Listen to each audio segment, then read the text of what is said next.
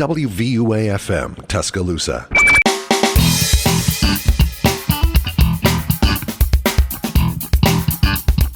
Happy Sunday, y'all. You are listening to Fit2BTide with Sheena and Whitney on 90.7 The Capstone, and what a lovely Sunday afternoon. What a lovely Sunday afternoon. Look, I have to confess, I feel like I have allergies going on. And everybody was like, oh, you have COVID. I was like, no, I don't. This is like every year, my voice is scratchy. Everybody in Tuscaloosa that I know has a scratchy voice right now. Well, see, I think that balances us out because you've got the scratchy voice and then I have the 12-year-old prepubescent voice going on. I mean, we have a good balance in so many ways. We really do. It's great. Now, how has it been over at the rec center? Has it been crazy busy in the facility? Oh, yeah. I would say, I think I said this last week, or maybe the week before, who even knows, time doesn't exist anymore, but we've been busier than ever, and I think everything feels normal again. Mm-hmm. And so our classes have been full. I feel like I'm running in and out to do presentations and teach wellness classes, and it's just, I'm just all over the place. So yeah, the students and the faculty staff are keeping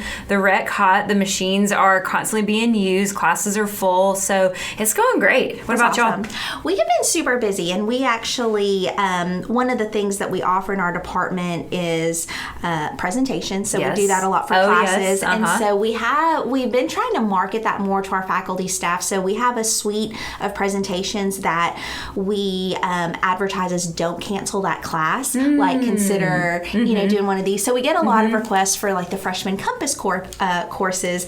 And I will have to admit to you, it's been a little interesting this year because I normally just do our nutrition and eating disorders and body image presentations.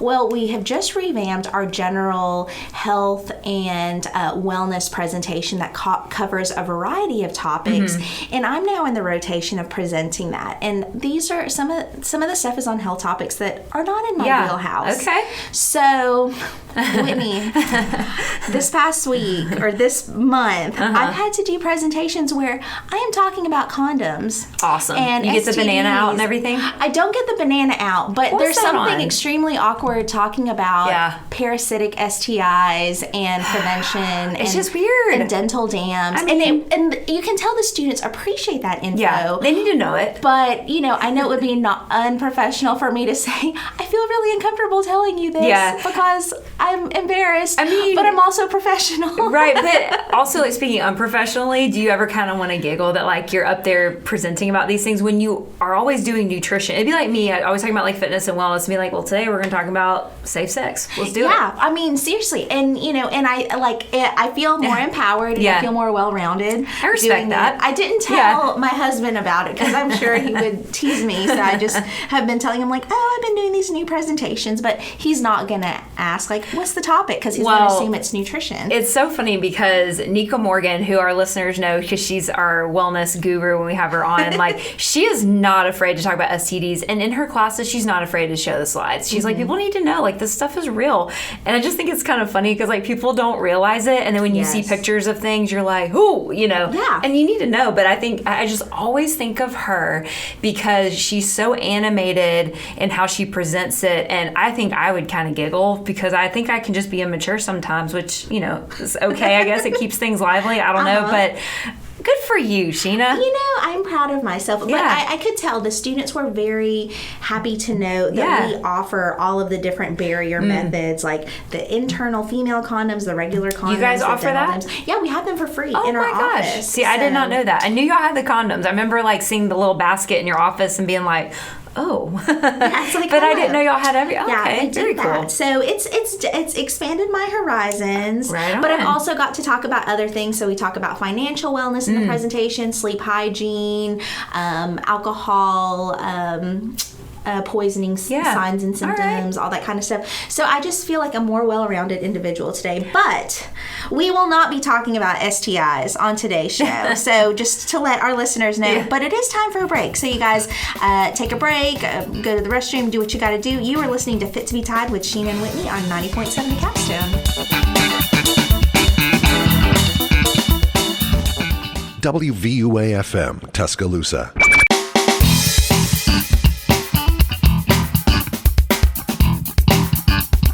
Welcome back, friends. You're listening to Fit2BTide with Sheena and Whitney on 90.7 The Capstone, and I'm in my scruffy, raspy voice. I like it. Girl. I like it so much. Yeah, and we're just having a great time, just making our way through September, and we have kind of a lot of things going on in the month of September. I know the week before was Wellness Week, and it's National Recovery Month, and so we always get our friends from Collegiate Recovery Services to, be on the show and just learn about things that deal with addiction. And we've had Ben Spellman for the past 3 years on this show, and he's awesome. And it's funny because him and my brother were in recovery together. So then when we met, I was like, oh, yo. And I was like, yeah. It was just, I don't know. It was like all these things that had connected. And so anyway, Ben, shout out to you. Hope you're doing well. But yeah, we always like to showcase our friends around campus. Absolutely. And, and I have a feeling that our guest knows Ben because, her facial reaction as we mentioned that was great. She was geeking out, I think. I think that's what that emotion was. But this afternoon, we actually have Taylor Huebner, and I am just so excited to have you on the show this afternoon. So welcome, Taylor. Hi, I'm so excited to be here. Sheena has just been such a big part of my story, and I'm gonna try not to get teary. We've got somebody's raspy, and then there's Sheena was I'm prepubescent 12-year-old, and then I'm gonna cry. I have all the things here. All the things, but Taylor, you and I, we've definitely, our paths have crossed, and I feel very lucky to have gotten to work closely with you and get to know you as an individual. And it's really nice too for this afternoon show, really whenever we are able to get our students on the show and to share their story, and especially when it comes to this topic. But we first kind of want to know a little bit about Taylor, where are you from, what kind of things are you involved in? I know you're in grad school, so tell us all the things you're up to right now. Oh, goodness gracious, where to begin? So I am from Columbia, Missouri. Okay. All right. So not MIZ, I promise, Roll Tide. But I grew up in Columbia, and then I moved here a little bit over 8 years ago when I got out of treatment.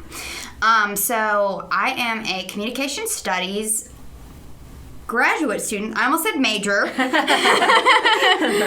I'm a communication studies graduate student, and I am graduating in December, pending thesis. Shout out to Dr. Carmack. Love ya. No, I am writing my thesis right now, and I also am working part-ish, full-ish time at a job in retail, which I absolutely love. But and then I'm a part of the CRC, which I know you all have mentioned, the Collegiate Recovery Community and Intervention Services. Ben Spellman is doing very well. Awesome. I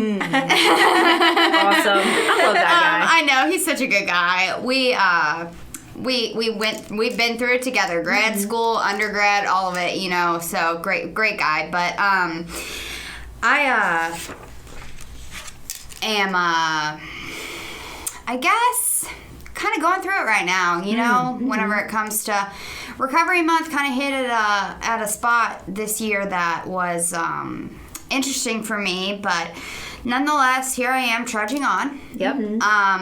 So I met with my thesis advisor today. Awesome. Nice. And I have a month to finish. Okay. You got a it, month-ish. girl. Yeah. A little bit over a month. And so the reason I bring up my thesis is because it is about recovery. So I specialize in intercultural and health communication studies. So I am doing my thesis on safe consumption sites and the legalization of them in the United States. Okay. Interesting. Okay. So if you don't know what a safe consumption site is, which you all may, but I know some of our listeners may not, but it is a place where people can go and use drugs safely, inject drugs safely. They have clean syringes. They have drug testing kits that can test for fentanyl and other substances as well. It goes past just test strips. Yeah. So, and then they have it's called drug searching, actually, which is weird because people are like, why would you call that drug searching? Yeah. But and they just have all these resources. So basically, I'm just kind of obsessed with like that. Yeah. And so I was like, why don't I write a thesis on it? Yeah. You know? So I can't save the world, but hopefully, you know, a couple people can hear about it and maybe we could get something rolling in Alabama. But Yeah, I've never heard of that before. So is that like literally just a place that you go, and it's not methadone clinics? No. It's separate from that. It's separate. Okay. So basically what they do, it depends on the clinic, but there's 3 open in the United States. They opened last year. Where are those 3? Do you know? 2 in New York Okay. and 1 in Rhode Island. Okay. And the governor in California actually just vetoed opening them in California. It had passed and everything like that, and then he vetoed it. So I am primarily focusing my research on using framing and framing different research articles that I read in different news media and things like that to kind of figure out where people stand. Yeah. Interesting. And so it's a place like some place call them in other countries, they call them like safe zones or so like they literally have like a setup, and that's where you go and you use, and they have nurses and doctors and naloxone. So what is your thesis on? Like what is I haven't ever written a thesis. I did comps, okay? So that's just where I am in my master's. But like, I mean, you have this thing that you're writing about. What exactly is it? Maybe I'm not asking that correctly.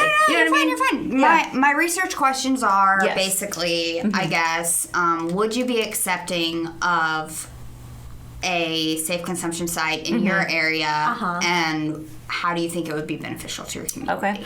I like that. Yeah. And that's, and I think that is something that is very new and novel to our listeners. And, and you're probably the first place that's kind of being introduced to their ears. And that's I didn't know that. Right. Most people don't. I had no idea. I've heard Suboxone clinics and like methadone, but I was like, tell me about this. Yeah.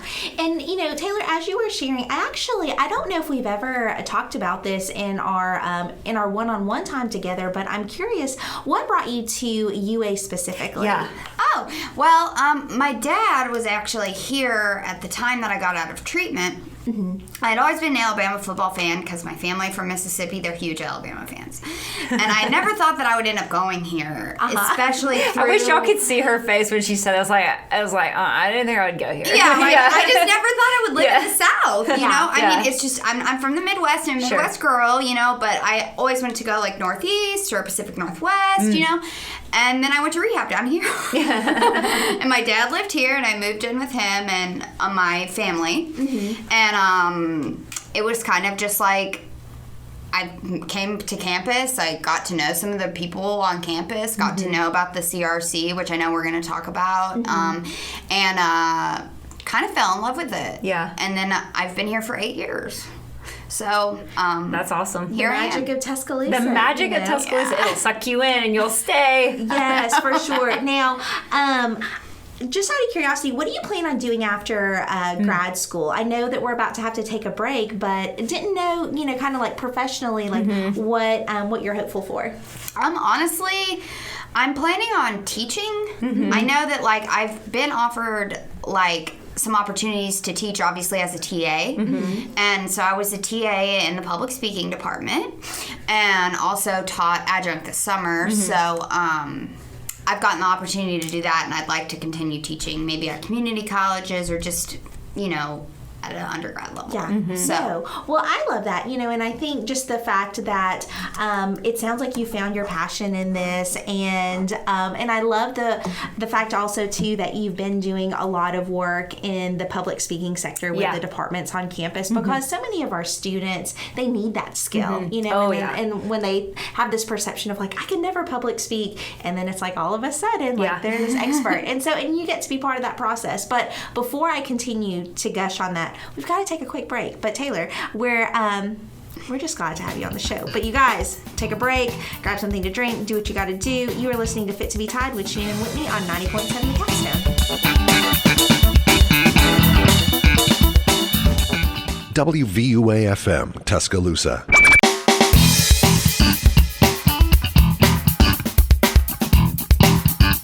Welcome back, everybody. You're listening to Fit2BTide with Sheena and Whitney, and we have Taylor on our show today. And man, Sheena, we always find the best guests. We really do. I think because today is no exception.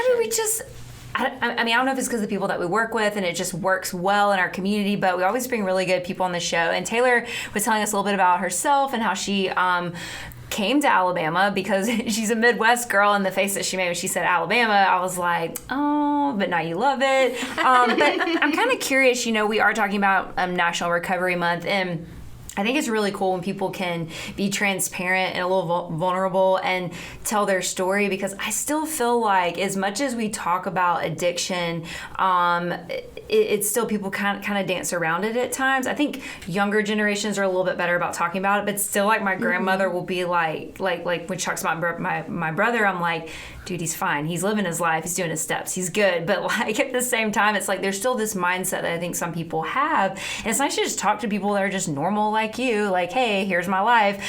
So tell us a little bit about your story. And I mean, you can take us in any direction that you want. And Sheena, I know you have worked with Taylor for a while now. So I mean, tell us about it. You're like, where do I begin? Where do I begin? Where do I begin? What would you like to know?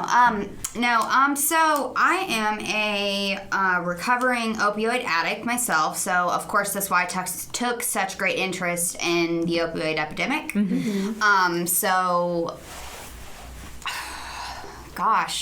It has been since January 17th, 2014, since I used heroin. So that was my drug of choice, and it really it blows you. It just blows you away. It takes your soul. But kind of in the meantime of all of that happening, I had started drinking at a relatively young age, unbeknownst to folks that in my family.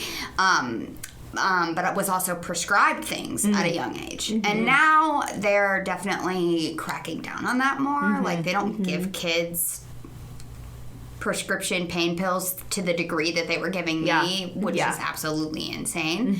But they definitely, especially after like a lot of documentaries and stuff that have aired. But anyway, so I also started suffering from an eating disorder around the same age, so around 11. So as I've been like in and out of recovery for the last decade or so, I have also been in recovery from an eating disorder since 2018. And the whole thing is that everybody, when you hear a speaker talk about their story, right? When you hear somebody tell their story, for me, I'm sitting there and I'm listening to somebody tell their story, and I'm hearing about my life. I'm hearing my story. Yeah. But for an outsider who's not somebody who's an addict or an alcoholic, they're hearing a story that's like crazy, And so, like, I don't want to like specify on like the craziness. It's just like I want to say that. Trying to think of the right words. I want Dr. Brooks to be proud.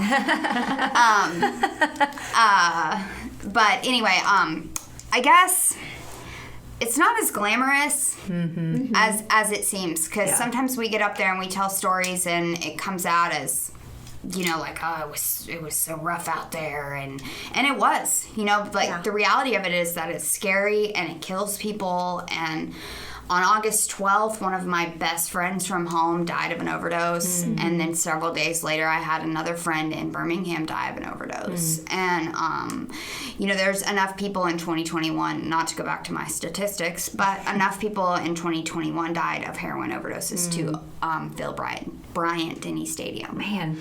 Oh, my goodness. And it's all due to fentanyl for the most part. But, so all that to be said, I could very well be one of those folks, and that's the reality of my disease, is I can look back at things that have happened in the past that I've shared on or told my story, and which Sheena's heard my story before, and it's different, but it's different every time. I'm speaking again at Recovery Night this semester, and it's going to be totally different than it was last time, even though I'm the same person. And I just think that it's really interesting what kind of comes out. But I said all that to say, because I think it's really important to bring awareness to the eating disorder aspect of it. Because a lot of people know somebody who's been affected by the opioid epidemic, right? And they know somebody who's gone to a certain like fellowship, or who has been in a CRC, or whatever their avenue of recovery is. Sure. And but most of us know people who have eating disorders. It's just not talked about. Yeah. It's not talked about. And Sheena talks about it. I know Whitney, you both, you talk on this show, you know? I mean, but for me, overcoming my eating disorder was like a million times harder than coming off of heroin. Yeah. Wow. Yeah. I mean, Sheena, like, I'm gonna try not to get emotional. Sheena saved my life. Aw. Like, I mean, because I got out of treatment. I got hypermetabolic and we were freaking out, and I lost like 30 pounds. Yeah. And like we were like, okay, so what do we do? Yeah. Like, where do we go from here? And like everybody thought that I was like using again. It didn't occur to people that it was just like our bodies are weird, and like we process food weirdly, and like I was like had my Fitness Pal app, was like, this is how much I've eaten today. It's like, I promise, me. You know, like, and but you know, it's been a journey, you know, and but you know, and since the last time that I acted out like physically on my eating disorder was during COVID lockdown. So that was like 2.5 years ago. Yeah. And I never would have thought that I would be able to say that, you know, which I was anorexic, so I was, you know, I purged, but anyway, that was the last time that I had done that, and the restriction slowly faded away, and I remember counting calories was like such a thing for me. It was my last thing to hold on to. And one day I was just like, I'm not doing it anymore. Yeah. This is taking over my life. Yeah. And like, I mean, Sheena could tell you I had charts and graphs and Excel spreadsheets of what I was going to eat every day and how I was, and it was absolutely, I wasn't getting schoolwork done. I wasn't doing anything. Like, I have no idea how I passed that year of school because I was literally just charting food. Yeah. And like, but then I look at myself today, and like, there's also recovery support group meetings at the CRC for eating disorder stuff, and like there's like people who are in recovery from that in the CRC, but there's support there for that as well, and like they were the ones who brought me to treatment. Like the CRC brought me to treatment. They brought all my stuff. They drove my car up there because I was too fragile and scared, and shout out to Jaime for not wrecking my car. I drove like this little car, and I don't know, Jaime's like what, 6? He's huge. He's a tall guy. He's huge. Yeah. He's just a big dude. He's just a big dude. Like, he's like 6'6", maybe? Yeah. Yeah. I mean, and it was like a Pontiac, and he like drove it to Birmingham. But anyway, my eating disorder recovery has definitely been such a large, I don't want to say accomplishment, but like life-changing event for me. Well, and you know, and I'm wondering too, Taylor, you know, as listeners hear your story and they talk about how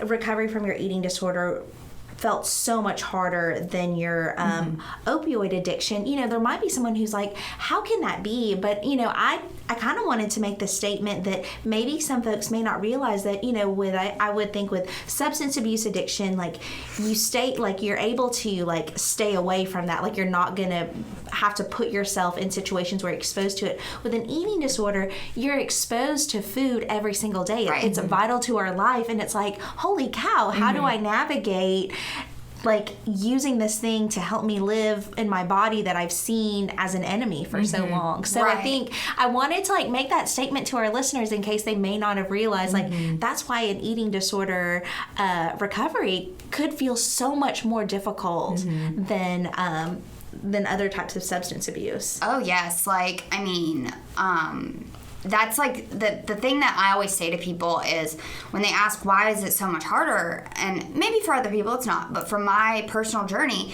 it's harder because when you stop drugs and alcohol, you don't have to form a healthy relationship with them.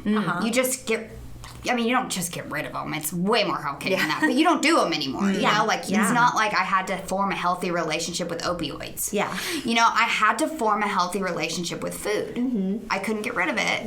That's what I had been doing for 15 years. So Sheena helps me with that. Well, and you know, I think, Taylor, for one, thank you for your transparency and vulnerability with that, because I think that, again, this is going to be probably one of the few opportunities that a lot of our listeners get to have, like that inside, intimate look into someone's life like that. So I want to thank you for that. And if you're okay with it, I know we've got to take a break, but if we can continue with your story and then also talk about what the CRC does have to offer and how it supported you. Is that okay? Yeah, definitely. Okay. You guys are listening to Fit2BTide with Sheena and Whitney on 90.7 The Capstan. We will catch you on the flip side.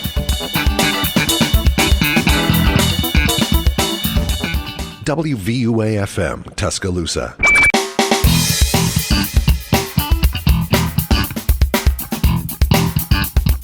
Welcome back. You're listening to Fit2BTide, and we're just having a great day, and we're learning lots of things, Yes, and we Taylor are. is enlightening us. And I will say this is what I find really interesting. Every time you talk to anybody, it doesn't matter who it is, what their story is, everybody has different perspectives on things. And I loved how you said, when you talk about your story and your life, how you always learn something different from it. And that's just a sign of growing and maturity and like your walk with who you are and what you are and your being on this earth. And so, I don't know, I just think it's cool. We were talking a little bit during the break. I've shared with listeners that my brother's gone through similar things as you, and from a family member perspective, it's like you want to do everything in your power. I don't know if we asked you this before, maybe we should, but you want to do everything in your power to make sure that person is safe and happy and doing well, but then there's the part where you can enable them, but you don't realize you're doing it. It's so many things that like people just don't know. There's meetings for that too, but what triggered you to get help? I mean, did you was it an intervention with your family, or did you just one day you were like, I'm done? Yeah, like did you go Like, in like what kicking was and screaming, yeah. or voluntarily? If you don't, People go in multiple times too. It's not just like a one-time thing. Oh, yeah. I mean, I had been trying to get sober since 2010. So I guess I said a decade, but it's 2022. Yeah. But I went kicking and screaming, yes, into a cop car, and yeah, a couple different reasons why I was there in that car, and it wasn't even that. It was like, and I say this, I've said this before, and I think it's really important for me to remember, is that what scared me was not the constant cycle of jails, institutions, and death. And by death, I mean like literally I overdosed and had to be Narcaned. I didn't even know how many times. And just the cycle of it, I accepted it. And I became okay with it. And it wasn't me accepting it that was like what scared me. It was that I was okay with accepting it. Does that mean that I was accepting it? Yeah. That was the moment, like, for me, that I was just like, oh my God. Yeah. You know, and then I went to treatment in St. Louis. We drove through a blizzard and for like 2 hours to St. Louis. I went to treatment, and then I ended up getting transferred to a treatment center here that some people are familiar with, Bradford. And they're great, but I have... Bradford was like, we don't have what you need for your mental health. So, like, no big deal. I was too much for Bradford. But just with the eating disorder and everything, too, you know. Yeah. They transferred me to UAB, and then I ended up basically trying to manipulate my family into letting me leave. And, like, wait for a bed to get in somewhere. And, that didn't happen. Yeah. The doctor came in, and my parents came in, and apparently they had been talking without me knowing. Excuse me. Yeah. I was like, did I okay this? Yeah. And they were like, so here's your options. You can either go to this treatment center for 9 months, or you can go on the streets. It was in Birmingham, you know. I had never been here before. Yeah. I had no money. I had nothing. and I didn't have clothes. I was in a psych hospital, you know, like a psychiatric unit, I should say. And that was not the first time, you know. And I was like, they were like, you can go on the streets of Birmingham with nothing, or you can go to treatment. And I was like, I had to actually, that's how strong my disease is. I had to actually consider, okay, well, I could go on the streets of Birmingham and I could continue doing what I'm doing to continue getting high. You know, I'll figure out a way. I always find a way. You know, and I mean, I'm an addict. I can sniff out a way to get high if I want to. I am so resourceful. And, you know, but for some reason in that moment, I was just like, all right, I'll go, you know, and that was like, he had looked at me and he said, what are you willing to do for your recovery? And that was the moment for me that I was like, I'm going to die if I don't do this. And so I went there for 9 months and whew, 9 months. 9 months. In a lockdown facility. Wow. Because I feel like, and I'm trying to remember, and maybe I don't have my timelines right at all in my head, which happens all the time, but because insurance, won't they pay like it was state funded. Oh, okay. State funded. Okay, gotcha. Yeah, because I mean, some people go in for treatment for like the whole, 2 weeks, and then some people, and then they're out, and then you can't go back, you know, but like 9 months. In a lockdown. Like we left, they drove us to doctor's appointments and they drove us to work where we had people supervising us to make sure we didn't speak to men and stuff like that. And like there were only a couple places we could work, but we got one phone call a week to an approved family member only, and there was like 40 of us, and 10 people could make a call, maybe, you know. And we had visits every other weekend, but only 2 people could visit at a time. It had to be immediate family, and like it was intense. Like I'll just say that. Like, and we were always losing privileges, so I think I got to see my family 3 times the whole 9 months I was there. And like I hear about these people in these treatment centers, like that are like, to me it's like Passages Malibu. I'm like, what? You get to have a cell phone? You get to like, you have a chef? You didn't have to make all your food? Like what? But you know, like the cool thing is that people get sober in all different kinds of treatment centers. You know, like some people get sober without going to a treatment center, and like, you know, praise them, because I couldn't do it. You know? That's just like my reality, but I had tried that. You know, it just didn't work for me. So kind of moving forward a little bit. So did you do a sober living community? Did you after that? No, I moved in with my dad. Okay.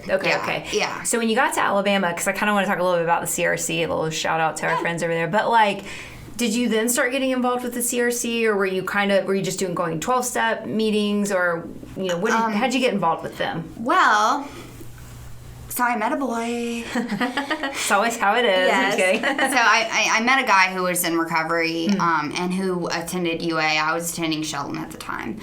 And he introduced me to the CRC. Awesome. And so I became friends with the people who were in the CRC. Nice. And that's kind of all she wrote. It's actually funny because I was in the CRC when they were in the old building over behind Rite Aid. It's not Rite Aid anymore, Walgreens. And I'm like, I didn't even know that. The oldest member of the CRC to exist, because veteran over here. I was at Shelton, you know, and they didn't have a bridge program at the time. Which now, like for any Shelton students, we do have a bridge program. And there is a CRC space at Shelton now. That's awesome.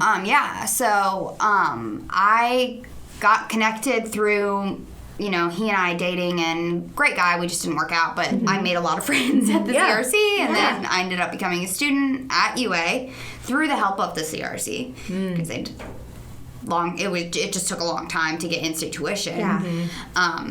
Because I didn't know all the rules about. I was taking classes at Shelton. Sure. And as far as the CRC goes, do you mind sharing with our listeners what the collegiate recovery community, like how it supports students in recovery while they're in college? And you're like, how do they not? I'm like, every way possible? No, they, so I just like want to give an especially important credit to Hillary Hardy. Yeah. Mm-hmm. Yes. Because she is in there doing it. I mean, you ask her to call somebody or help you with something, and she's making those calls. She's getting it done. Mm-hmm. She's on it, and she's about to pop. She's about to pop. Yeah. She's almost 9 months pregnant, and she is not stopping. She is setting up tailgates. Like, she is... I mean, obviously she's not, like, overexerting herself. I shouldn't make it like that, but, like, she's like directing the setting up of tailgates, and she's speaking at events, and just, I mean, she is what makes the heart, she's the heart of that place. Yeah. Like, Hillary has been, Hillary came to the hospital to see me, because I was hospitalized for my eating disorder several times, and Hillary came to the hospital to see me and said, what are we going to do about this? And, if it had been Jaime, I would have been like, no. Yeah. You know? But Hillary, I mean, Hillary has taken me to the ER in the middle of the night because I had back pain, like, and I didn't want to go by myself because of being afraid of being prescribed medication. Yeah. I mean, like, they help students who have been out of school for 20 years who have a .002 GPA get into UA. You know, I mean, there's nothing, it seems like to me, that they can't do involving UA. Yeah. And of course, you know, when it comes to a certain level of things like that, it's about who you know and the connections that you've built and things like that. And Hillary is such a good person and has made so many great, wonderful connections, and has that place could, I don't know what we're going to do when she goes on maternity leave, except leave her alone because she deserves it. But I guess, I don't know what Jaime's title was, but I don't remember. Yeah. I don't remember what his title was. Jaime. Yeah. I've been like, we love you, Jaime. shout outs to Hillary, and I'm like, oh, and Jaime too, but Jaime's not there anymore. And you know, but he was there, and like, you know, he's kind of like the you know, good cop, bad cop. Oh, yeah. You know, like, Jaime's scary. Yeah. Jaime didn't really scare. It was actually hilarious. I don't know if we have time, but the first time that I went to the CRC, and they were like, we just want to know, like, where you're at, what kind of, like, how to hold you accountable and stuff. Yeah. I went, and I sat in Jaime's office. I just want to go ahead and, like, tell you all, since you can't see me, I am 5'2", very small person. And Jaime is, like, 6'6", like, big shoulders, football like, player. but he was a football NFL player. Football player, right? Yeah. Like, I mean, big guy. And I walked into his office and sat down in the chair with my arm crossed, and I just said, I don't want to deal with you. I want to deal with Hillary directly. I have no interest in your opinion on my recovery, and if you have any questions about that, you can ask Hillary, because that's who I'll be talking to. And Jaime just looked at me and was like, what? Like, because everybody was always so scared of him, and I just walked in there and I was like, Yeah. You know? You put him in his place. And then I grew to love him. And when I said, I bawled whenever he left. I mean, he's such a quality human. You guys should definitely have Jaime on here. Have we have Jaime. We have, yeah. Okay. Yes, totally. And I mean, the fact that you've been able to share your story today, and even just the way that you describe the CRC, it's from such a personal place. It's not just like, these are the services that they offer. Right. So I think that it just shows the genuine nature of, like, how much you appreciate that support. And I know, again, we're about to have to take a break and have our last 5 minutes, but we actually would love to have you for the end of our show too. We have a question for you at the end that we've been sharing we've been asking all our guests, so nothing too crazy. But with that said, we're going to leave y'all on a cliffhanger, folks. You are listening to Fit2BTide with Sheen and Whitney on 90.7 The Capstone. WVUA-FM, Tuscaloosa.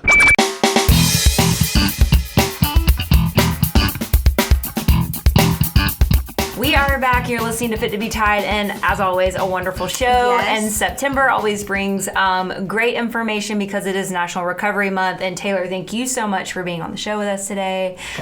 You've been a pleasure, but we have a question. Oh, goodness. It is not like a crazy question. It's just like, I think the first show we did with our first guest, I was like, I just want to ask this question because I think it's like cool. My question is like, what gets you hyped and excited? Like, what makes you excited about whatever? Like when you're like, gotta go to work and you're like, I mean, what gets you going? Okay. So I don't know if you all have ever heard of the band Fish. Oh, you're okay. I could feel your vibe. Yeah. But before I go to work, when I wake up in the morning, when I ride in my car, every time before I speak, there's a specific Grateful Dead song that I listen to, actually, but because of a specific lyric. But I dance with my... to get hyped up, I dance with my cat. Good. Yes. That's exactly the type of answer we want. To a specific song. Yes. What song? Can you tell us? It's called Fee. Okay. Her name is Ophelia. Okay. And it's short Fee. And then I have a dog named Gumbo. Aww. Named after another Fish song. And then, but my favorite Fish song is called Gaiuti. Okay. And so then we all kind of dance together to that song. And the dog and the cat? Yeah. Like, awesome. They hate each other, but it's fine. One's on the bed, one's on the floor. And I know... And I don't mean this in like a braggy music snobby way, and I know that like Cole, my partner, is gonna hear this and be like, oh my gosh. But like, I know every beat and drop and note to that song, and I'm like, dun, dun, dun, like, you know, like making hand motions, dancing, and that's what I do to pep myself up. I listen to that song. I like it, man. I mean, it goes right along with Sheena saying that she plays in sync in the car for her boys on the way to school. And so, guys, on that note, I think that's how we need to end our show. I think so too. So to our producer, let's make this happen. But Taylor, thank you so much. Thank you for, and we're excited just to ask you what your hype question is because everybody's had such different answers and yours is a fabulous answer. But thank you for being with us and sharing your story. And you guys, cheers to the end of another great show. You have been listening to Fit to Be Tied with Sheena and Whitney on 90.7 The Capstone. WVUA-FM, Tuscaloosa.